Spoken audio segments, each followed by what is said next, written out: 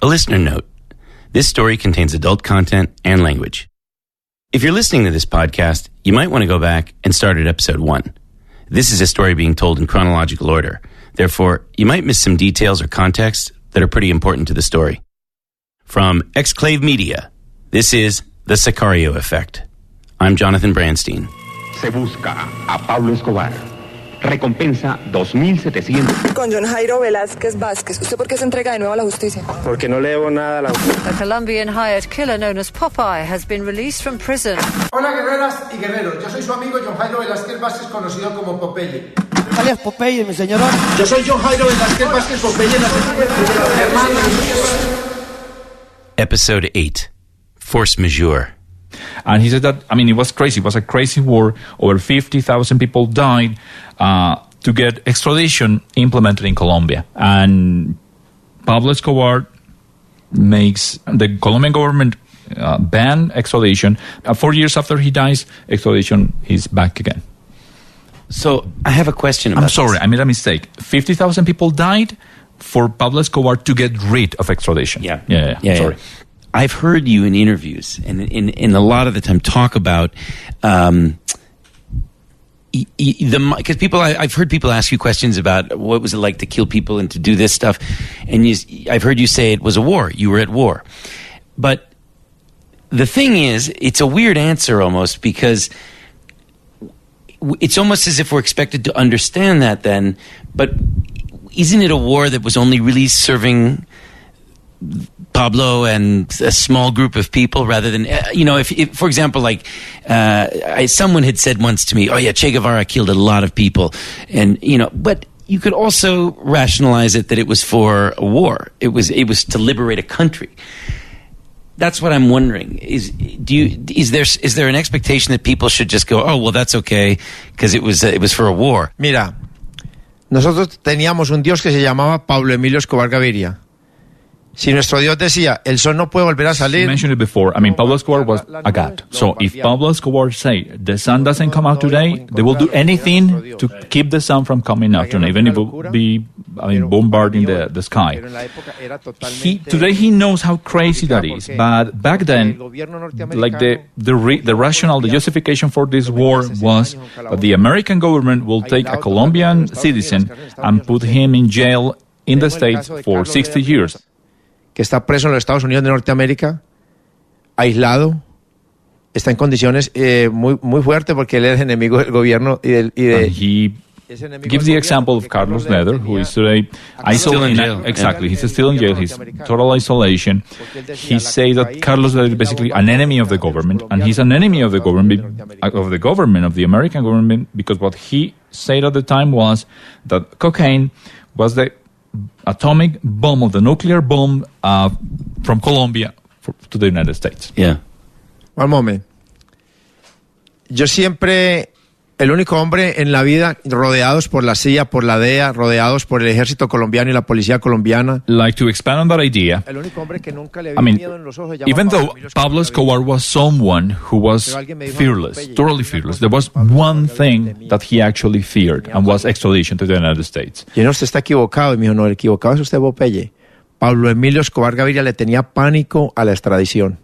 At some point, even he didn't even believe it, but someone talked to Popeye and said, Popeye, that's the only thing Pablo Escobar fears, extradition. That it will basically, Pablo Escobar will panic thinking of the idea of being extradited to the United States. Yeah. And at that point, I guess he would do anything. Mira, por favor, dile a Jonathan que en honor a la verdad, un imperio como el norteamericano es totalmente invencible. Se puede tocar. Pablo Escobar had a saying, which was, he would rather have a grave in Colombia than being in jail in the US. Yeah. And he said that they knew, it was like impossible to defeat the American government. They know how powerful the American government was.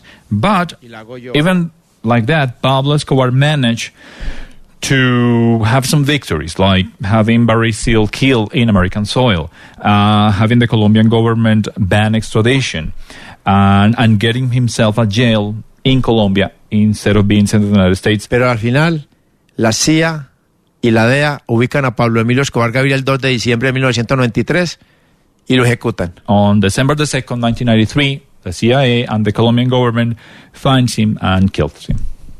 I have a question about that. Someone today said to me, or the other day said that Pablo shot himself. He committed suicide rather than was killed. Mire, yo soy muy claro porque yo soy la memoria histórica del cartel de Medellín. Pablo Emilio Escobar Gaviria recibe un golpe muy fuerte de la CIA. No, he did not commit suicide. La CIA hace que el gobierno He says that the American government, through the CIA, managed to give him a big hit, which was talking with the German government. They get the German government to return his family back, to deny them staying in the country. Shortly before his death, Pablo's wife and 2 children fled to Germany, hoping to find protection. Upon their arrival in Frankfurt, they were detained by the authorities, who refused to let them enter Germany. With nowhere to go, Pablo's family was forced to return to Colombia later that same day. Pablo Escobar Gaviria se encarta con la familia porque la estaban atacando, que era su mayor tesoro, su familia, y él hace una llamada de 22 minutos. La CIA detecta la llamada, tumban la puerta. Pablo Escobar feared a lot about the safety of his family. So when the family is sent back, he makes a phone call of 22 minutes that the CIA... yeah, I mean, it's the story detects. that I've exactly, read. Exactly. I just was so curious. That when they get to the house where he was, they kill AKA Limon, and on the second floor, Pablo Escobar was trying to escape. And through the window and then on the roof. He's shot by the police officer. That's what I thought too, but I had heard this and I went, oh, wow, that's... It just seemed, a lot of things, I guess, especially here, you hear a lot of stories and it's out of the myth, I guess, of Pablo. But I wanted to go back to something else. Andres Pastrana, you kidnapped him. Now, I'm going to explain to the people listening. He was the he was the candidate to be mayor. He was good. He was pretty much the guy that was going to win to become mayor. He was on the verge of winning. If my understanding is correct, he was the candidate in Bogota, and he's from a respectable family. Looking at many of the violent and brutal acts committed by Popeye, the kidnapping of Andres Pastrana is one that I find particularly noteworthy. Just to be clear, this is not to imply that the murders or other terrorist acts carried out by Popeye aren't significant. The act of kidnapping is quite complex. It has a deeply profound effect on a population. It epitomizes the threat to the stability of daily life and causes tremendous anguish for its victims and families. The motivation behind kidnapping often leads back to a need for power over an individual or group. For Pablo Escobar, this was just another instrument in his negotiating tactics. Andres Pastrana Arango was an award-winning journalist who founded the popular television news program Noticiero TV Hoy, or the TV News Today, the son of Misael Pastrana Barrero, the former president of Colombia from 1970 to 74. After establishing himself as a respected journalist and anchor, Pastrana eventually chose to follow in his father's footsteps and enter politics. In 1982, he was elected to the Bogota City Council. By 1987, Pastrana declared his candidacy for the mayor of Bogota. By 1988, his campaign was in full swing. And you were ordered to kidnap him, which is, there's so many things that you've done that they're crazy. I mean, that in itself is remarkable. And could you tell me, I'm curious, how did you do it? What was the planning like? What was the whole thing? I'm very curious to know. Andrés Pastrana era muy importante porque él era hijo del presidente Misael Pastrana Borrero. He was a very important figure. Why? He was the son of Misael Pastrana Borrero, which was a former president, and at the time was the head of the opposition. Yeah. Y en ese momento el país lo manejaban los liberales. Virgilio Barco. At that time, the president was Virgilio Barco. He was with the Liberal Party. And Misael Pastrana, the father of Andres Pastrana, was the head of the Conservative Party, was the opposition, the official opposition. So the idea was to pressure Misael Pastrana, to pressure the government to have a reform of the Constitution to ban extradition. That was the whole idea. Oh, really? So it all goes back to extradition. Dile que esta pregunta es muy interesante, por favor, dile a Jonathan. Aquí usted va a conocer a Popeye. Andrés Pastrana Arango lo secuestré yo. Look, Jonathan, this is a very interesting question. This is where you're actually going to get to know me, to really know me. I was the one who kidnapped Andrés Pastrana. I had a helicopter flying from Medellin to Bogota. The helicopter will leave Medellin in the evening, and he will leave Bogota in the morning to fly back to Medellin. Me infiltré en la escolta de Andrés Pastrana Arango. I infiltrated the security of Andrés Pastrana, who back then was a candidate for the presidency. At 6:30 p.m., being in the headquarters of the campaign, I hit him. I had 12 men, and we took him by land to Sopó, which was a town nearby. And from Sopó, where the helicopter was, we flew him to Medellin. But where was this? In his office? At 6:30, it's when basically the kidnapping starts. Is in the campaign office. So from the campaign office, they move him through Sopó, which is a small town near Bogota. And from Sopó, they took him by helicopter back to Medellin. So Dile que ahorita le voy a decir que por qué hacíamos eso. He's going to explain. Que cómo hacíamos para esas operaciones tan fuertes. Mira, dile, ¿por qué nosotros logramos esto? Porque teníamos la fuerza de Pablo Escobar encima. They managed to do all of this because they have all the power of Pablo Escobar behind them. I mean, if they needed to buy an apartment, they will buy an apartment. If they'll need to, I mean, anything they will need to buy, anything or anyone, to carry an operation like this, they will just do it. It was no problem. Y estábamos los antioqueños, los paisas que éramos capaces de entrar a Bogotá. We were also the paisas, all the people from here, from Antioquia, who were able to get into Bogota, to face all the police force in Bogota. It was a special command that was called Los Extraditables, which were basically the people who will be extradited to the United States if caught. In the mid-1980s, Pablo Escobar and the other leaders of the Medellin cartel were becoming increasingly concerned about the threat of extradition. Their response was to create a semi-anonymous organization/military arm of the Medellin cartel that would be used to address the concerns of those facing the possibility of extradition to the U.S. Of course, the individuals most likely to face this problem were Escobar, later Rodriguez Gacha, and the Ochoas. They hoped to persuade politicians and the public that extradition had no place in Colombia. While it was no secret who the extraditables were, the body itself helped give a voice to the cause. In essence, Los Extraditables became the military wing of the Medellin cartel.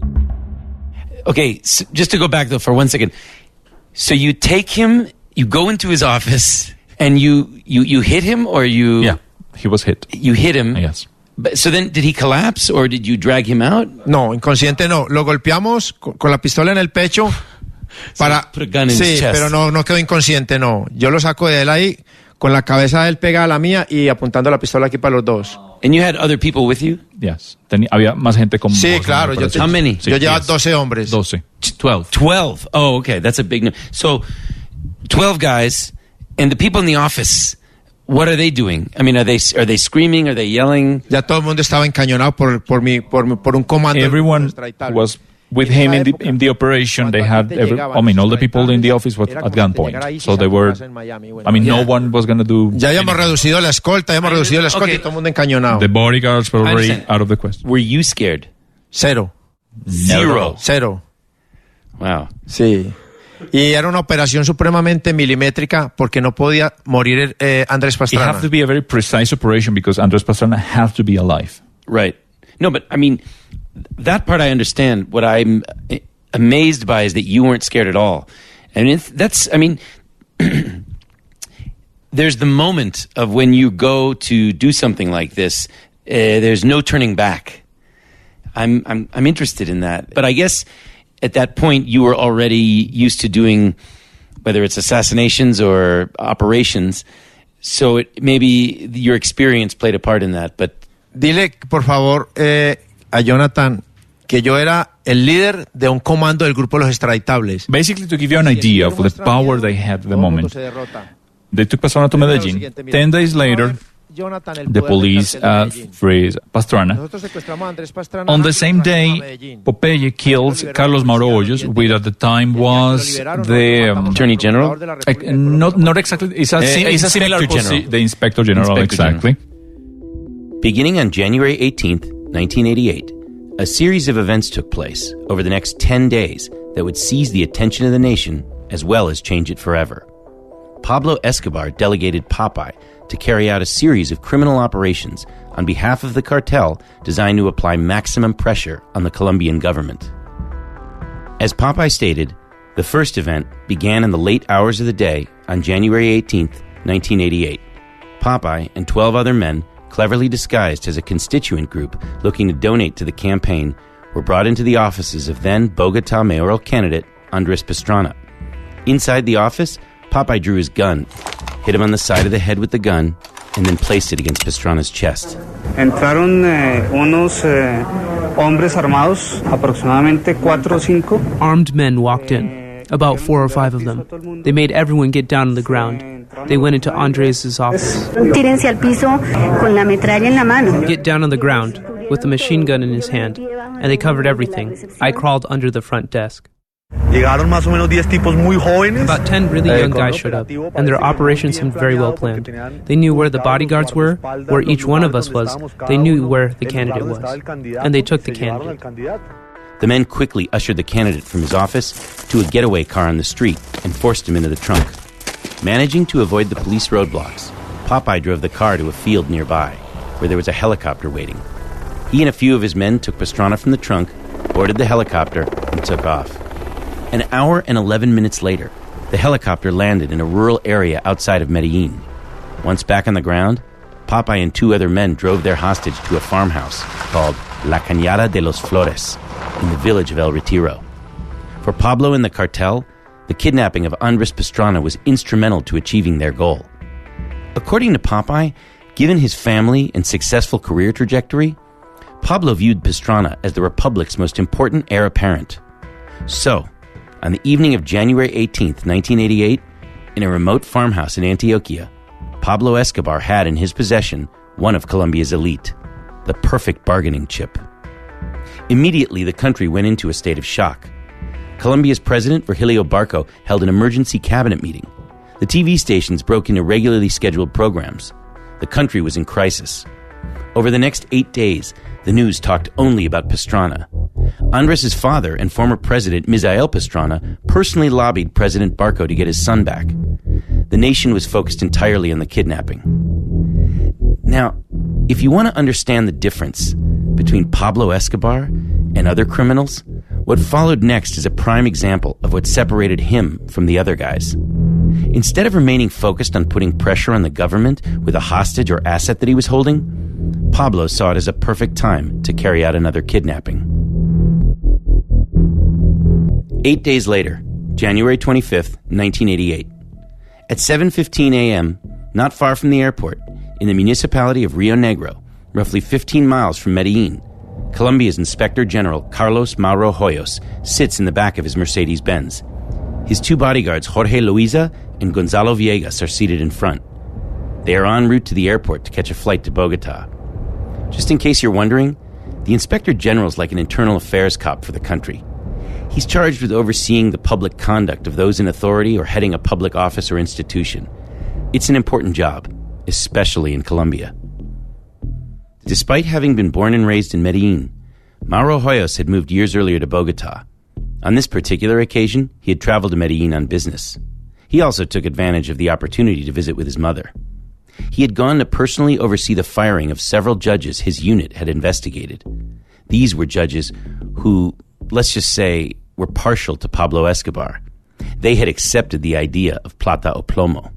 3 weeks earlier, one of the judges approved the release of Jorge Luis Ochoa. Yes, you heard correct. The Medellin cartel capo had been picked up during a traffic stop. In a move that illustrated the reach and power of the cartel, despite knowing the gravity of the situation, the judge ordered Ochoa only to pay a small fine and released him on charges relating to the illegal importation of bulls. His release astonished not only Colombia, but also the U.S. government. At the time, it was unbelievable that they could let Ochoa go free. So, to put it in context, it's the equivalent of the Mexican government capturing El Chapo and then releasing him on bail. Back to the morning of January 25th. By 7:20 a.m., Mauro Hoyos' tan Mercedes, with the government license plates A5451, was driving along the Las Palmas thoroughfare when it was intercepted and attacked by 3 SUVs. gunmen from inside the SUV sprayed the Inspector General's car with bullets. His 2 bodyguards were killed immediately, from a total of 19 bullets. In the attack, Mauro Hoyos was injured, but still alive. Fearing for his life, he pretended to be dead, but was pulled from the car by one of the attackers. Despite bleeding from his wounds, he was thrown into the trunk of a car and driven away. For Colombia, the news of Carlos Mauro Hoyos' kidnapping was like a haymaker punched to the head. Just when people didn't think it could get any worse, it got worse. Pablo had pulled off the unthinkable. For the government, it was a scary moment, revealing the ever-so-thin illusion of order and security it actually had over Colombia. In just 8 days, Pablo had managed to threaten the national security of a nation. What followed next is something that nobody could have predicted. I was going to use the reference, it's like something out of a Hollywood movie, but even that isn't true. If you were to pitch a film to a Hollywood studio about a drug lord's war on the government, followed with the part that comes next, they would probably tell you they don't buy the ending. Popeye was monitoring the kidnapping of Carlos Mauro Hoyos from a small ranch house just outside of Medellin. Minutes after the Inspector General was placed in the trunk of a car, he received a call from one of his men that they were en route to the safe house. At the same time Popeye received the call, the police had already fanned out and were setting up a dragnet with a 10-mile perimeter. Still operating under the immense pressure to find Andres Pastrana, Medellin's chief of police and the governor of Antioquia were directing all of their resources to now find the Inspector General. Anticipating checkpoints, Popeye changed his clothes and put on horn-rimmed glasses to resemble the look of a college student, and then sped off in his car. Laying on the front and back seats of his car were some books to complete the collegiate look. Simultaneously, in the village of El Retiro, police units looking for the Inspector General came upon a modest ranch house. The sign read, La Cañada de los Flores. Perhaps it was divine intervention, or just dumb luck, but unbeknownst to them at that moment, the house they were standing in front of was the very stash house where Andres Pastrana was being held hostage. As the police patrol approached the house, a sudden burst of gunfire erupted from within. Immediately, the police ordered backup and moved in closer. One of the kidnappers burst into the second-floor bedroom where Pastrana had been placed. The kidnapper held an Uzi to Pastrana's head in an attempt to negotiate his freedom. After a brief standoff, the kidnapper agreed to let Pastrana go. Under heavy police escort, Pastrana was brought to the airport. Within the hour, the news had broke that he had been rescued by the police during their search for Carlos Mauro Hoyos. The television news went into a hyperdrive state.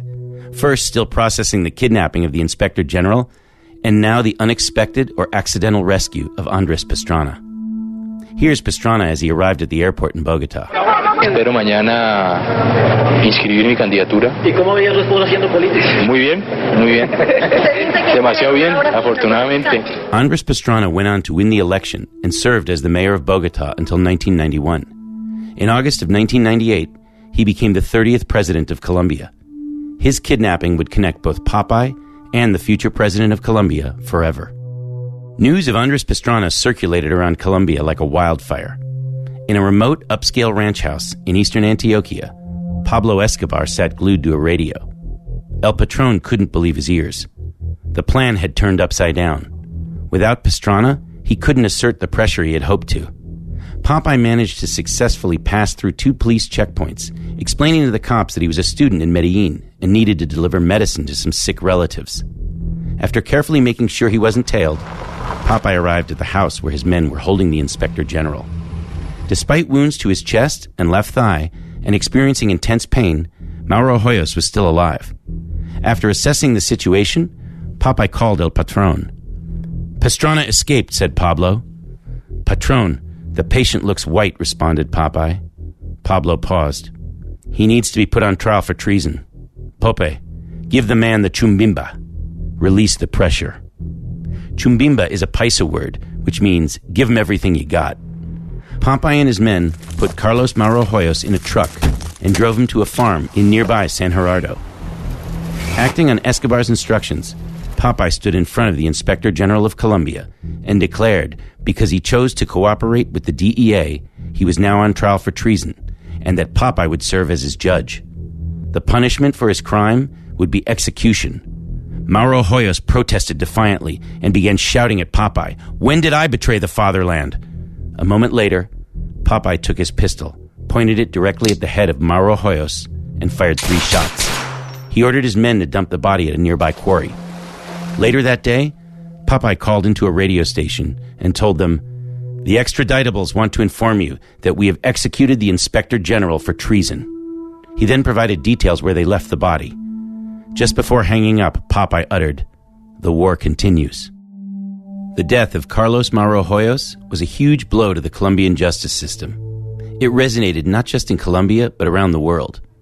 A month later, on February 29, 1988, First Lady Nancy Reagan cited his murder while speaking at the White House Conference for a Drug-Free America. A few weeks ago, the drug cartel murdered Colombia's Attorney General, Carlos Mauro Hoyos, who was active in trying to halt cocaine traffic to the United States. 6 men in 3 jeeps ran his car into a curb, sprayed it with machine gun fire, and killed his 2 bodyguards. Mr. Hoyos was later found blindfolded and handcuffed, his skull shattered with bullets. Popeye has openly talked about killing many people. During our conversation, he specifically mentioned several individuals. Now, there's an interconnectedness to everything. On the surface, that statement seems quite obvious. But only when you take a closer look at these incidents do you begin to understand the complex nature of how events unfold in Colombia. Nothing seems to be singular. El 18 de agosto de 1989, and on August 18th, 1989, we killed Police Colonel Franklin Quintero at 6:40 in the morning. On Wednesday, August 16th, 1989, Magistrate Carlos Valencia Garcia was riding in his car with 4 bodyguards through downtown Bogota when his vehicle was attacked by men using 2 motorcycles and a taxi. Magistrate Valencia Garcia and 3 of his bodyguards were killed. 5 months earlier, the magistrate had issued an arrest order for Pablo Escobar for taking part in the killing of Guillermo Cano, the editor of El Espectador newspaper, and one of the most vocal voices against the narco-traffickers in Colombia. The death of Magistrate Carlos Valencia Garcia sent shockwaves through the country, but more importantly, through the halls of justice. On Thursday, August 17th, 1989, over 4,000 judges throughout Colombia and 50 out of the 55 magistrates in Bogota walked out of their courtrooms in protest over the government's inability to keep them safe. The Medellin cartel had successfully managed to destabilize the Colombian judicial system. There was one man who spent a great deal of his time worrying about the safety of Colombia's judges. Colonel Valdemar Franklin Quintero, the commander of the Colombian National Police Force for the province of Antioquia. Colonel Franklin Quintero was a serious man, a husband and father of 3 children, as well as a devout Catholic who prayed daily, a man of discipline and strength. It deeply pained him that the Medellin cartel was inflicting violence on such a scale. Since assuming his post 7 months earlier, the colonel had led an active campaign against drug traffickers and right-wing paramilitary death squads. This made him a big target of Pablo Escobar. Franklin Quintero was so committed to the idea of allowing justice to be served that when the Medellin cartel amplified its threats against judges throughout Medellin, the colonel reassigned members of his own security detail to help increase the number of agents protecting the judges and magistrates, despite numerous threats to his own life. August 18th, 1989, at approximately 6:20 a.m., Colonel Valdemar Franklin Quintero walked out of his house, where he was greeted by his 2 bodyguards, Agents Madrid and Marin. He climbed into the back seat of his government-issued white Nissan Jeep and moments later departed. Within a few minutes, the car was making its way down Carrera 80. By 6:25 a.m., his car came to a red light at the corner of Calle 48. A white sedan pulled up next to it. A moment later, 2 gunmen appeared out of the passenger side windows, spraying the colonel's car with gunfire. The gunmen each unloaded 2 magazines and then sped away from the intersection. Colonel Valdemar Franklin Quintero was killed in the attack.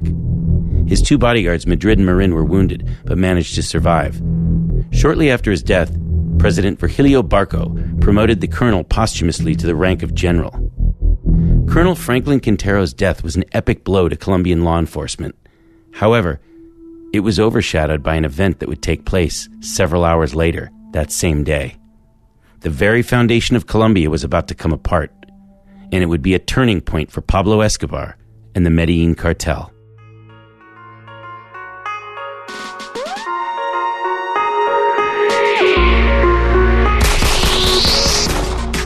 If you're enjoying the podcast, please subscribe, rate, and review.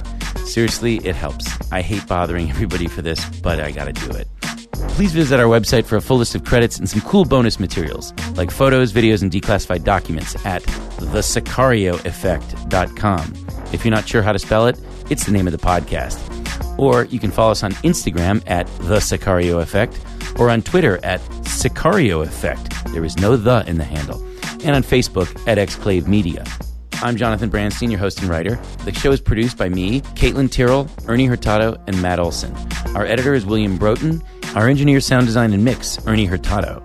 Co-producer, Esteban Orozco. Music composed by Preston Nowakowski. Artwork, Juan Felipe Orozco. Additional music is composed by William Broughton.